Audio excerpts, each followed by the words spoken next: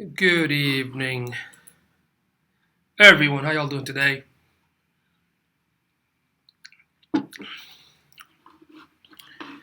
This is Yusuf Chowdhury tuning in once again from San Antonio, Texas. It is 10:32 p.m. Central Time.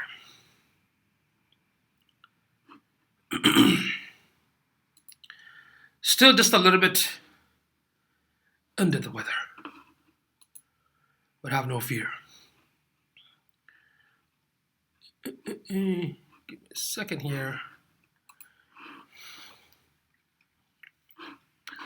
Okay. So let's see, what kind of question do we have tonight? I got a question from our friend Ramsey. Ramsey, where are you at, my man? Ramsey Sanchez. He got an interesting question.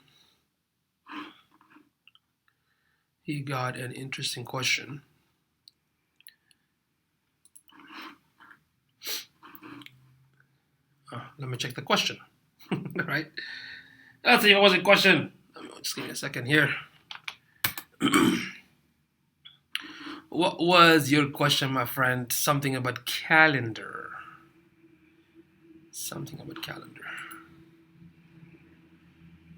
All right, Ramsey in the house.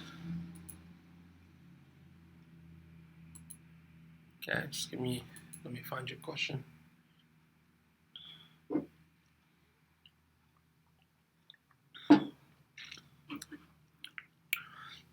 So how y'all doing tonight?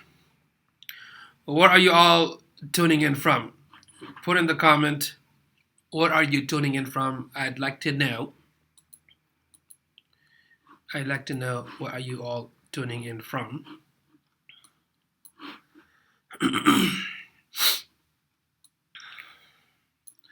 So the question that Ramsey was asking about in regards to,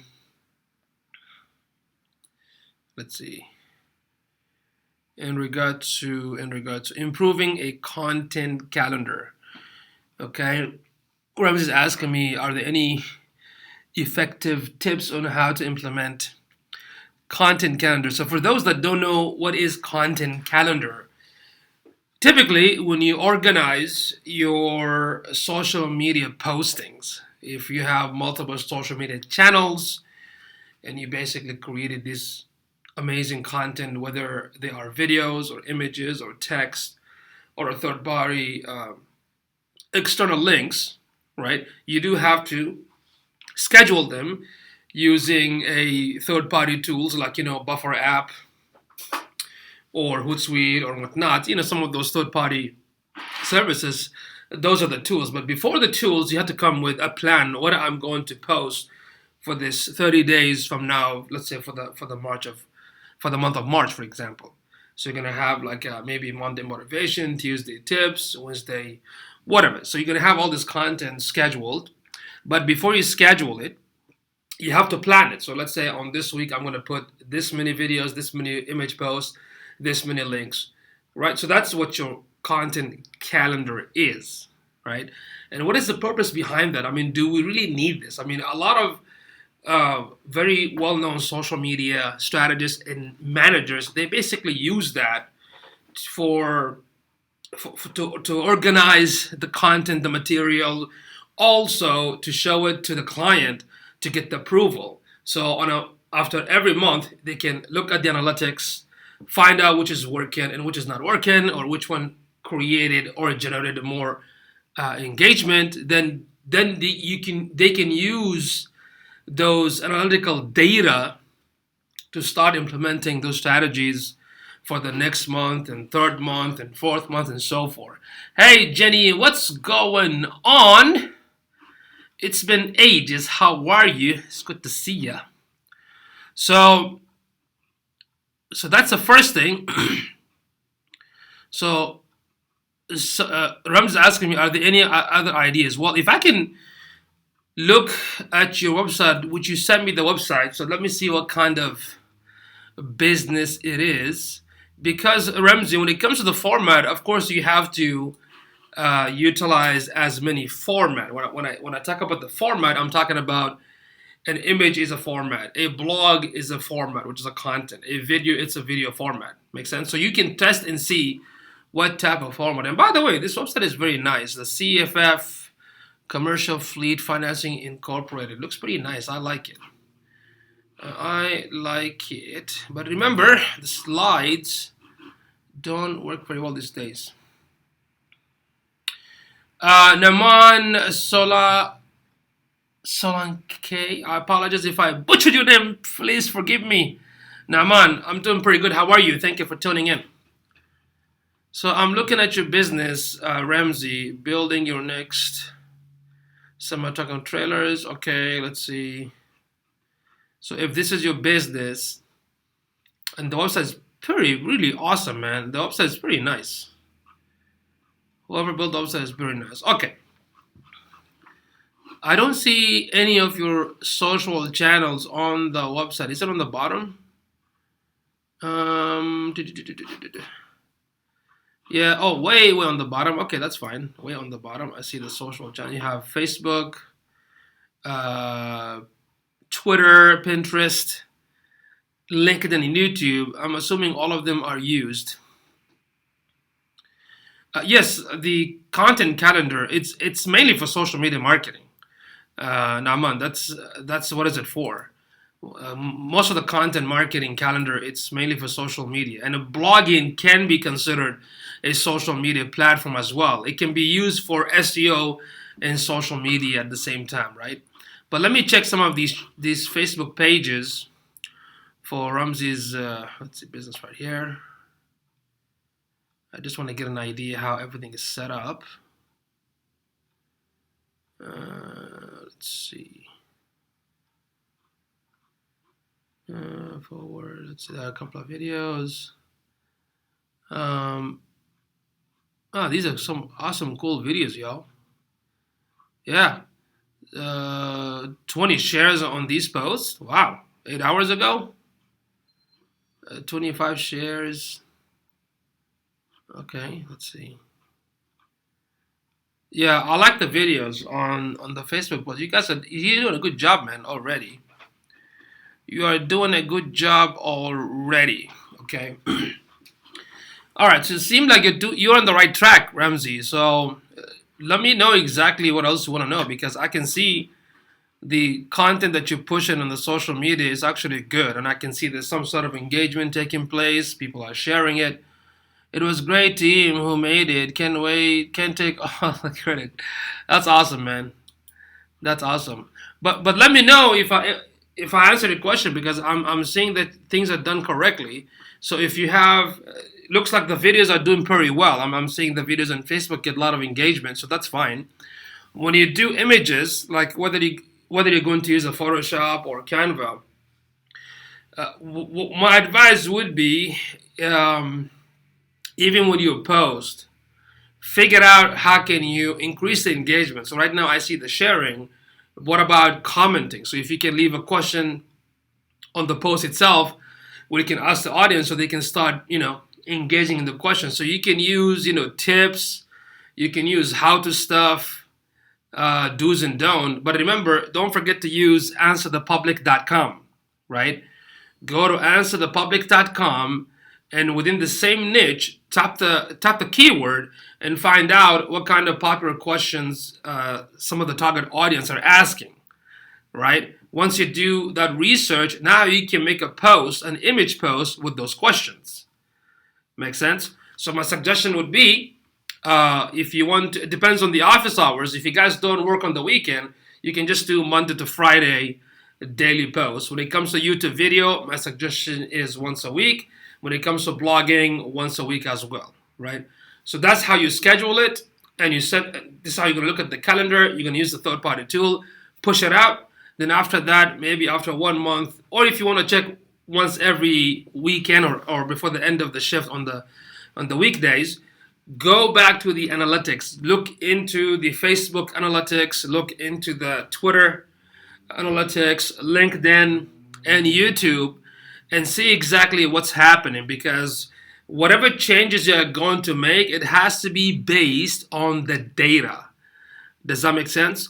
You're not just gonna come up with an idea without making any sort of backup of some sort of data to let you for the next month to come with another strategy, or just keep doing what you're doing. If there are engagement, people are sharing, commenting, um, liking, and hopefully converting into a paying customers, then you just keep doing it. Makes sense? Because there is no such thing as a blueprint.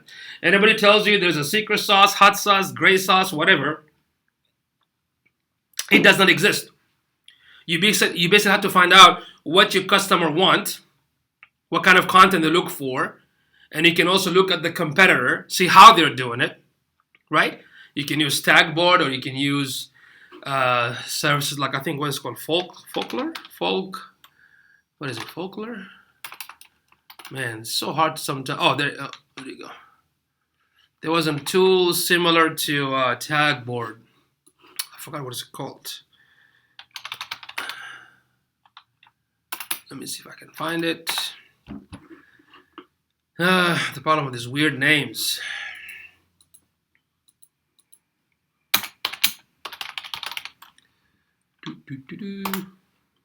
What is called? What is it? What is it called? What is it? What is it? What is this? What is this? What are you? Let me see. Let me see. Let me see. Oh, let's see. So there is Portainer. It's called Flocker. What kind of name is that? Christian, what's going on, my man? Good to see you, bro. How you been?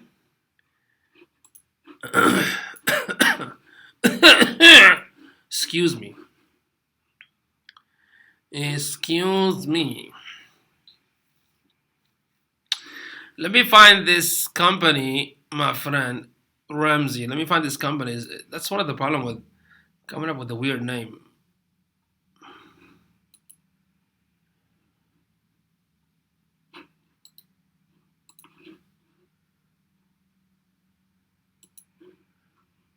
Okay, there you go.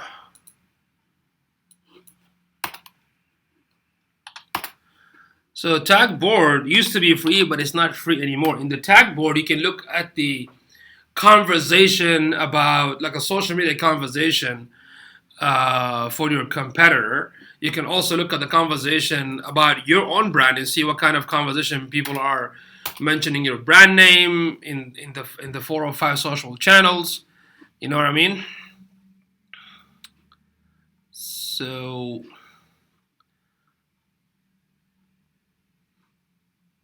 excuse me, can't find it for some reason. Oh well, once I find, I'll let you know. Right now, I can't find it, because that was another company similar to Tagboard, but it's not coming up. I can't find the name. So Ramsey says, well, I do like to test webinars and ebooks. I want to create a library of 12 ebooks, maybe base the ebook webinar topics maybe off of these questions. Oh yeah, beautiful. You're a genius. Of course, if you are going to base these ebooks or webinars based on the question you're asking, I mean, think about this. What you're trying to do right now, you are offering us a solution or solutions for questions that your audience already asking for it. Make sense? And that's what people look for. When they go online, they are searching for solutions. So this will make it easier for you. Because when you use Answer the Public, you can look at the popular questions, right? When you click on them, it will take you to Google. Then you can see what kind of contents are showing up, what kind of links and websites are showing up. Are these websites similar to your business or your client's business? Does that make sense? If it's similar, oh, okay, that's good. Then now I can study it, I can read it. If there's something that they missed to add on it, I can start adding it, right? So you can use those content for that. But the question is, in your niche, do people actually want to grab the ebook? Do they want to come to a webinar? I mean, it depends. I mean, it depends on what the financial ruling is. Webinar is great because in the webinar, you can promote it on your website. You can promote on your social. If you want to invest in a little bit of ad as well, you can do that. Now you're going to collect new leads and you're going to educate them through the webinar. And from there, there's a chance you can actually convert them into a customer. So that's beautiful. You know what I mean? Saad, like I said, yeah, Agora Policy. That the one? Brand 24. Are these similar to Tagboard and is it similar to Tagboard? The one that looks for social media mention in real time? Yeah, so did you get that? Ramsey. Another thing, excuse me. Another option, have you ever used Quora? Quora, have you ever used that? I know some of my clients actually went there. They searched for questions within the niche, and they once they answered, the readers basically ended up going back to the company site, and from there they were able to close some deals. Saad, thank you so much. So there you go. Ramsey, check out what Saad posted, the Brand 24, and I heard of, I believe the Agro Pulse. It's not free though. Heard about it too, so check it out. Yeah, it's not free. Greg El Guzman, كيف حالك يا أخي? You can manually do it by using, of course, Google Alerts. It's another one. The benefit of Google Alerts is to basically pull up your brand mention.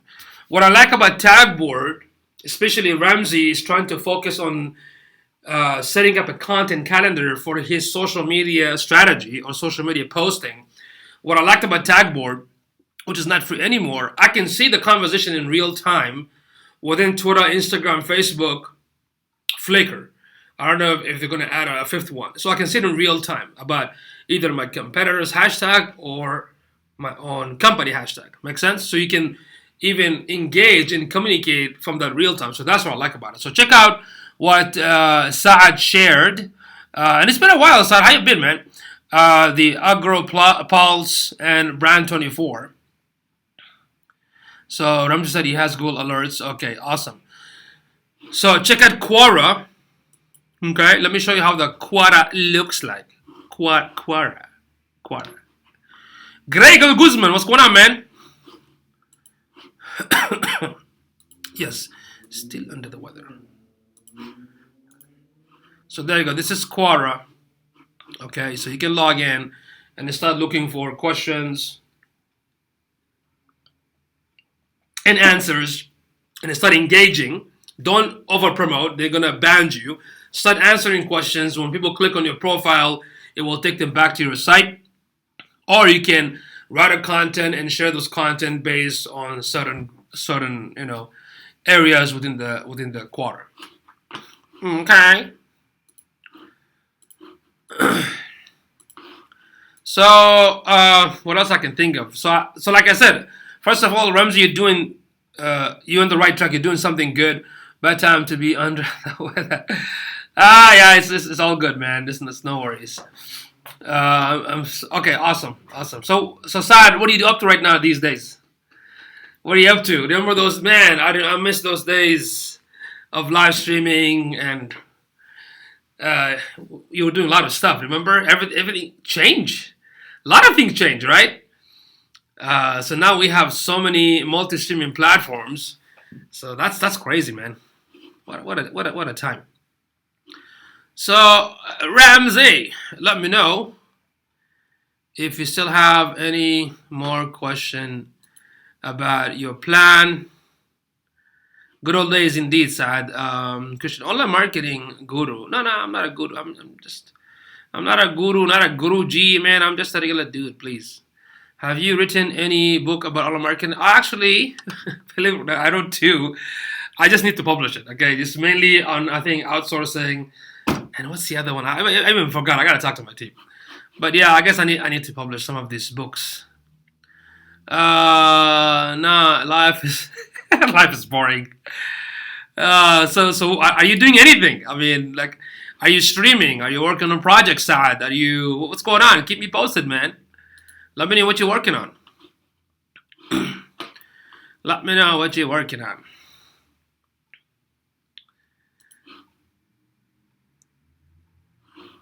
Remember those Periscope days? Man, is Alex Khan is still around?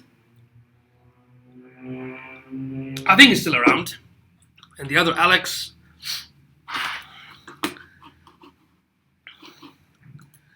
Okay, so Ramsey, let me know if you have any question. Or did you bounce? It is 10:52 p.m. Central Time right here in San Antonio, Texas. San Antonio, Texas.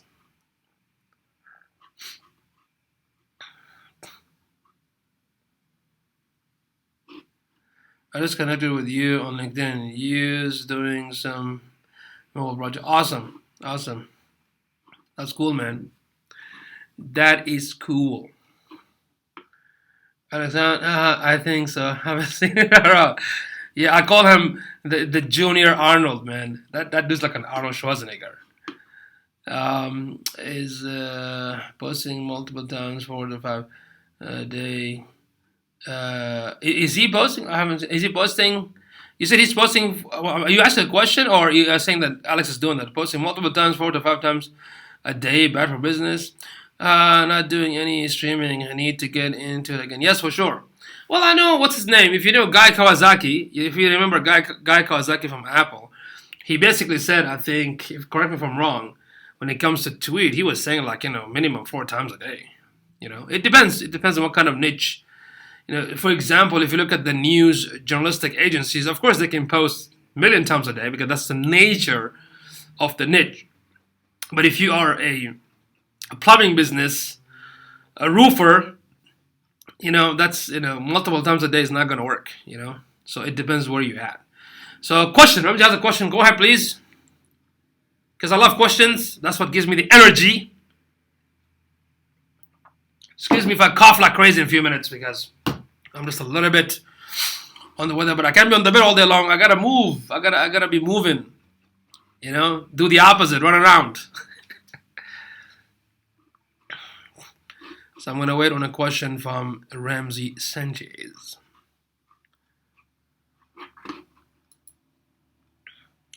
It is 10:54 p.m. Central Time.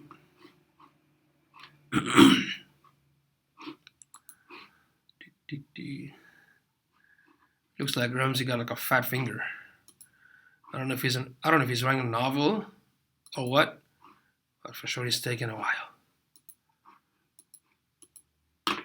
While I'm gonna wait on your question, Ramsey, let me check my looking at my notes. Good. Take your time, man.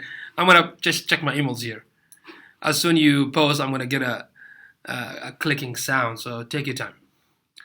And for those who are here just staring at me, don't just stare at me. Ask questions. I'm sure you have a lot of questions.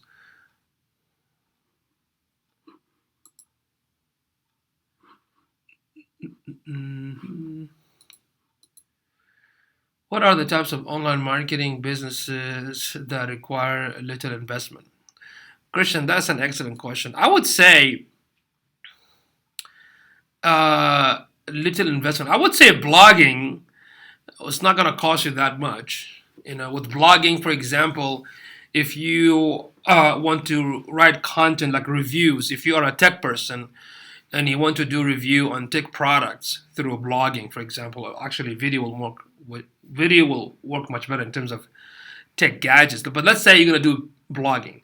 When it comes to blogging, all you have to do invest in buying the domain name and paying for the hosting if you are going to build the site on a self-hosted WordPress. And that's about it. And the next thing is your time, right? If you want to use some sort of design for your site, you can always use Canva for that, which is almost free. Excuse me.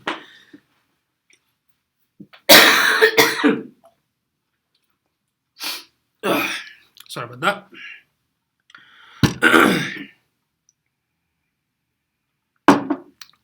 Okay.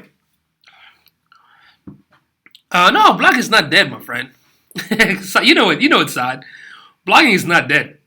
There's so many bloggers in travel niche, so many foodie bloggers, so many yoga bloggers. There are dominant dozen mommy bloggers still around. Yeah, well, videos, because people, here's the thing. Because when you see, Saad, that's a very excellent point. But when you say videos, there are some folks, for example, don't want to watch the video or they can hear the video if they can hear. Excuse me. So, and the thing with the search engine, with the internet mainly will basically index a lot of text content. So it depends, Of course, like even for travel, if you look at the Food Ranger, that guy is amazing, right? He travels the world and makes this like 30-minute video, tons of traffic, tons of stuff. But with the video, you have to invest money. Well, if you can bootstrap it using your phone and know how to use some of these apps with the mobile devices, that could also be little investment. So that's a good point. I would say blogging, maybe social media channels like YouTube, for example, as you pointed out, it shouldn't cost you that much. I think eventually voice as an interface will also be popular since more and more home have echo. Yes, absolutely. I actually talked about this, something called voice search. Since this is the 2020, right? So voice started in 2012, if you remember. But now we have devices like Google Home, Echo, Alexa, Alice, Cortana, Bixby. So of course, voice search is going to be the next thing. In fact, I think this year, I have to double check what the statistic based on Google is that this or next year, 50% of the search within the Google search engine is not going to be typing anymore. It's going to be voice, which also means Google probably collecting all those data, which I'm going to be so excited if they can add another feature on the keyword planner for, voice terms planner, right? So voice is a big thing too, of course. It is hot. It is hot. I've been, Steven, what's going on?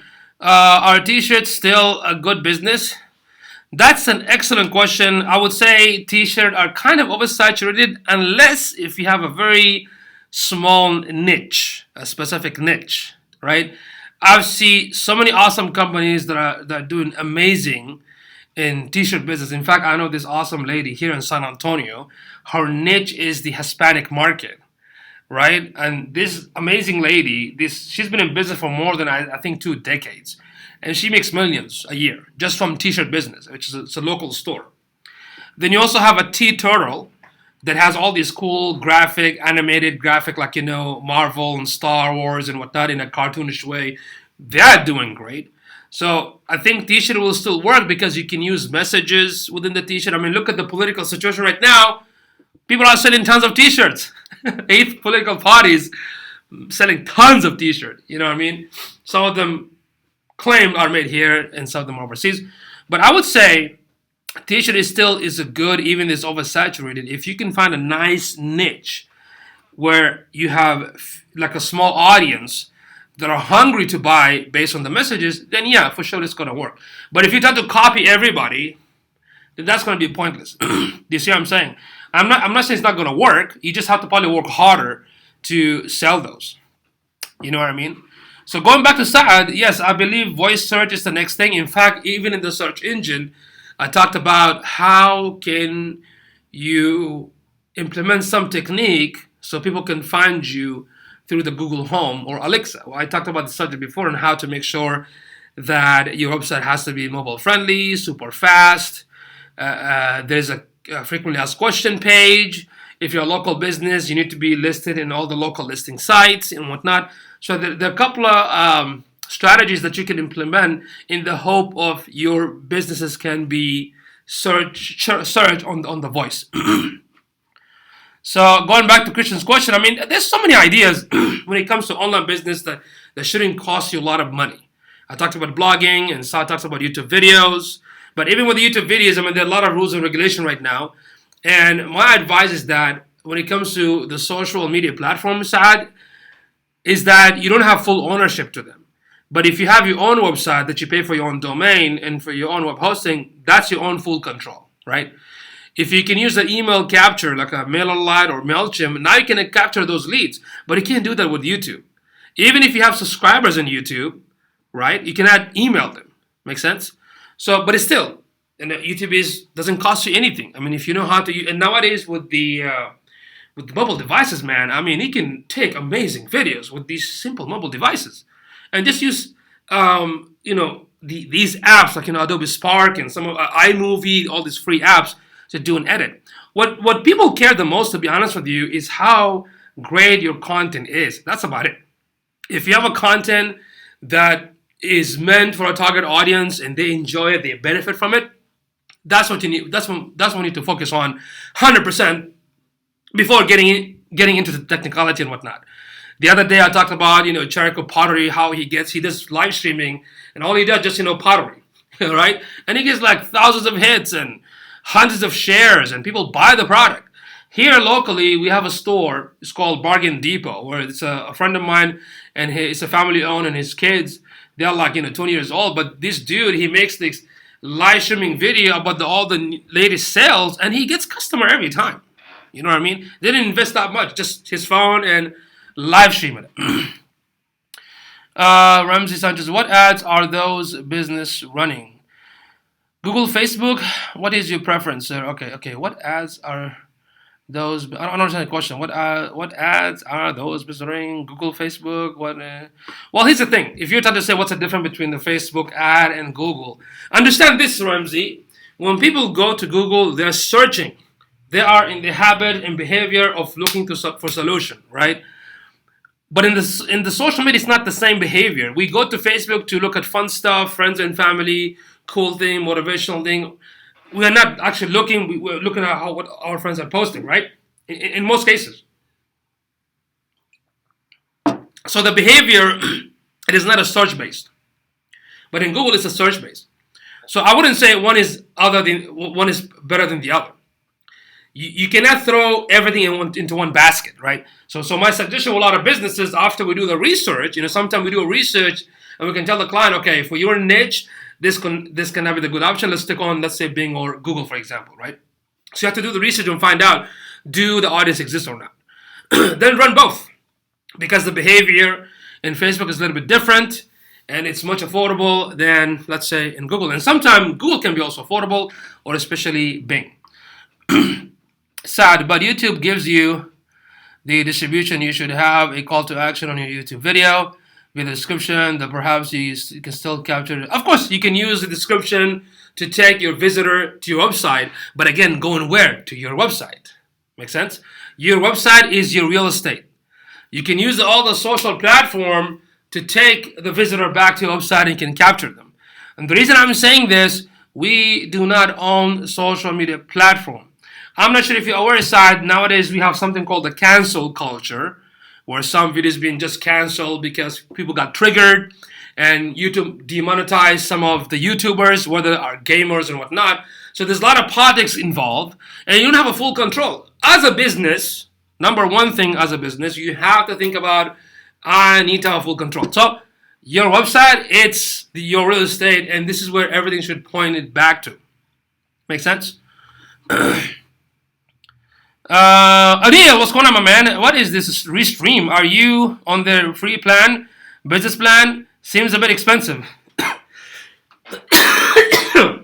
Excuse me. I'm using Ecom attached to Restream. Okay, they're not that too expensive. I said like $25 a month for Restream, and I think 20 something for, I said 20 or 40 for Ecom. I'm supposed to test so many restreaming platforms like what is it, Yardstream or StreamYard and Caster, but I'm just kind of getting lazy. I'm just taking action on the go. So I'll probably test some of the other ones, then make my final decision. No, we are testing a lot of options though. Great. Keep testing those options and see which one works, and stick to the one that is bringing you the conversion that you need. Medium is also good. Medium, LinkedIn gives you distribution more compared to your blog. But yes, we have zero control. Yeah, so with the Medium and LinkedIn, what I suggest a lot of bloggers, that if you blog on a weekly basis on your own real estate, your own website, maybe once a month you can do a blog on LinkedIn. Let's say we're going to call it part 1, and people are going to read it like 500, 600 words, 5 tips, but the topic says 10 tips. but there's only 5. If you want to if you want to read the remaining, excuse me, 5 tips, to click this link, and it will take the visitor from LinkedIn back to your particular relevant blog page that talks about the remaining content or tips. So now this is good for the SEO, because now you have a high authority click coming from LinkedIn to your site. That's going to give you a good boost, right? When it comes to Medium, if you're blogging on a consistent basis on your website, maybe once in a while you should blog on a Medium and have a link going back to your website from time to time. Not always. You can also just write unique content there just to keep it fresh and normal, right? Because when it comes to link building process, there are 100 ways of doing it correctly. You know what I mean?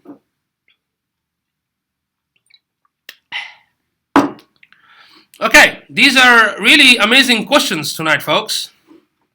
It is 11:07. Y'all have any more questions?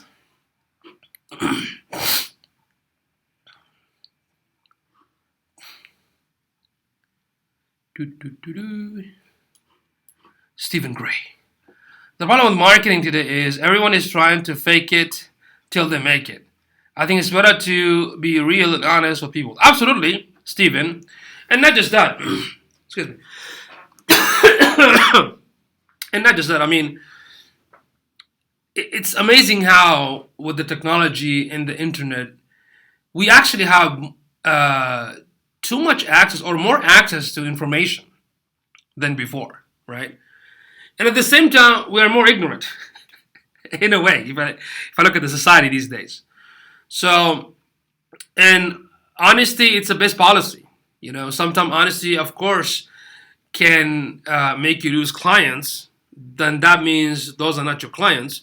But honesty is very important, because even in 2020, I still see so many so-called gurus and fake whatever Jedi masters in marketing and real estate and any kind of niche.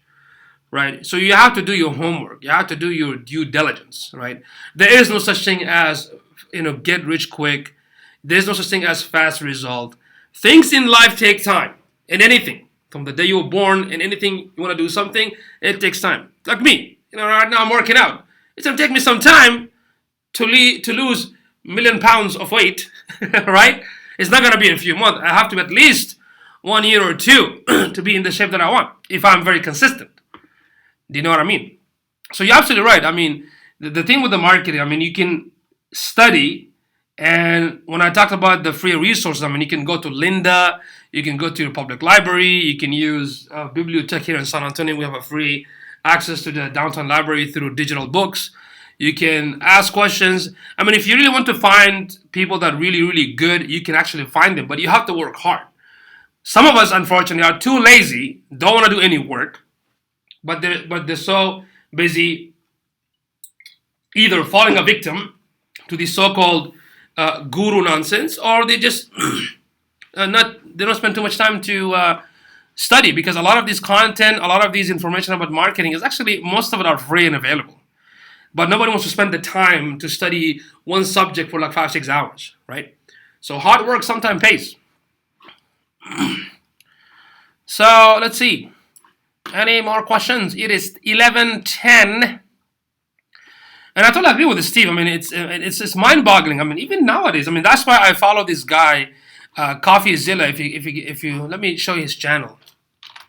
This dude is hilarious. I mean, he basically exposed all these so-called gurus, and he even challenged them to a live session to basically, have a debate or conversation with him. Let me see if I can pull the channel. CoffeeZilla.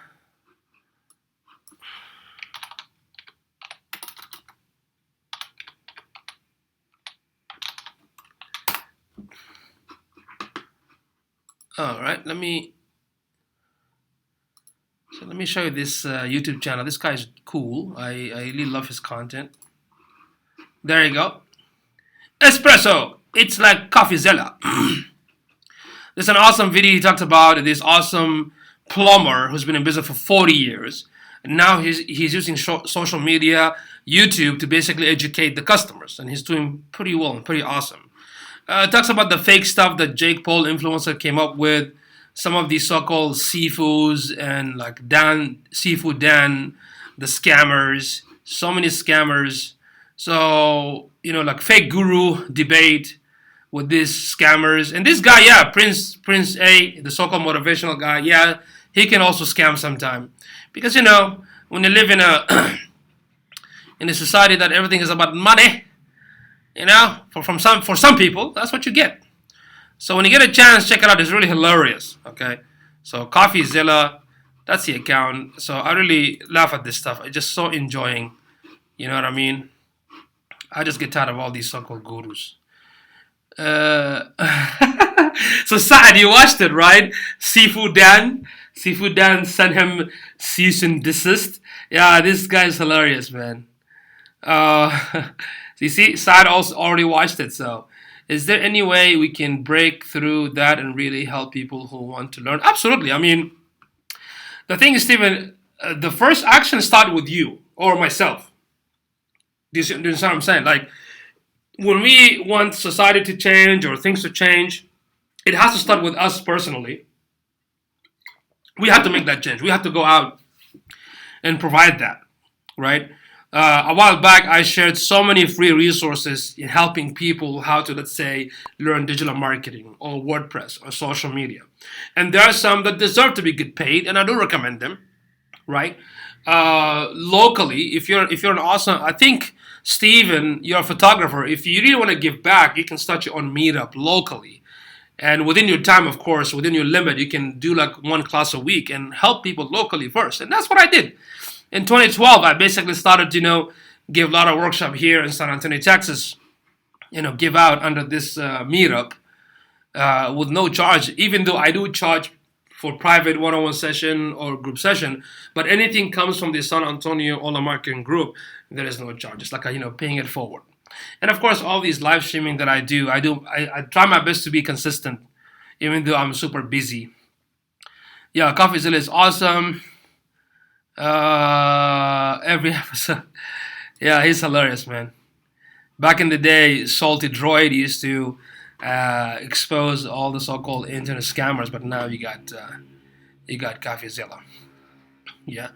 So so the thing is, Steven, I mean, there's so many content. First of all, there's so many content, whether they cost or not, they are great. They are out there.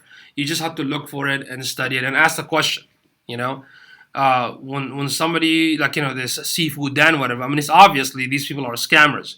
The way they speak, the way they talk. I mean, anytime somebody is trying to sell you a dream or a hope and they ask you for money, I mean, come on, that's ridiculous. I mean, you have to be smarter than that.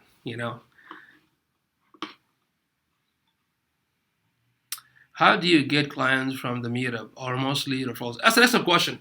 Sad, the meetup actually is not my ideal clients. Because right now my clients are anywhere from the city of San Antonio, Plano, surgeons, a couple local businesses, consultant. I actually get them, believe it or not, through the social media, through because I do run ads like Bing and Google, and SEO, and just also word of mouth, right? So I get from several places, not just one. And this didn't happen in one night because I've been doing this for a long time. So when you do things for a long time and you build your reputation locally or online, then clients that are interested, they're gonna come to you. Make sense? But the benefit that I got from the meetup, I got an opportunity, for example, to speak at several universities here in town, right? I got the opportunity to be introduced to other local advertising agencies, which later on they became our partners and, work on a, bigger project. But my main concern, believe it or not, wasn't just for that. My concern was how can I provide value locally and how can I improve my speaking engagement or my public speaking and whatnot. That's what I focused on, just to help. And you can ask anybody. If you can go to the meetup and leave a question and ask people about me, and they will tell you. I don't talk about myself too much in this workshop, maybe like less than a minute. And I focus on the audience that come in because they spend their time, they drove all the way here, and I just start to help them and educate them and that's it. Because the services that I provide is most of them cannot afford it, but at least they have the knowledge that they can implement it by themselves, or I can refer them to somebody else, either students for internship or other colleagues that can do project less than me. You know what I mean?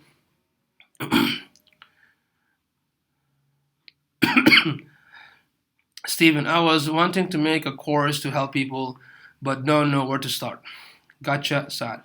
Well, Stephen, this is like where most of the people get stuck when it comes to making the course. My first question is, are you making a course that is a text-based content like PDF files and book, or is it videos?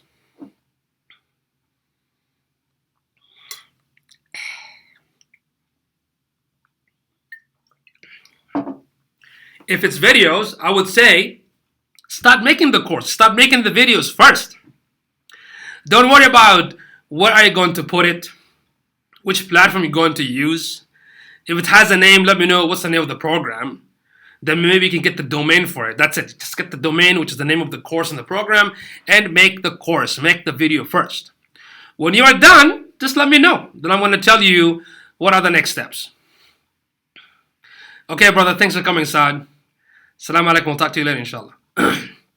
Okay, so make the videos first. Don't worry about what, because you have so many options. You can go with Teachable, Thinkific, what else? Udemy. Well, Udemy is a one-time fee, but at least with Teachable and Thinkific, you can have your student pay you on a monthly basis. It's more like a managed platform, like a Shopify and Squarespace, where you can have your own videos and the landing pages all there, and you can pay like, I think, I don't know, $45 a month, and that's the least investment you can make.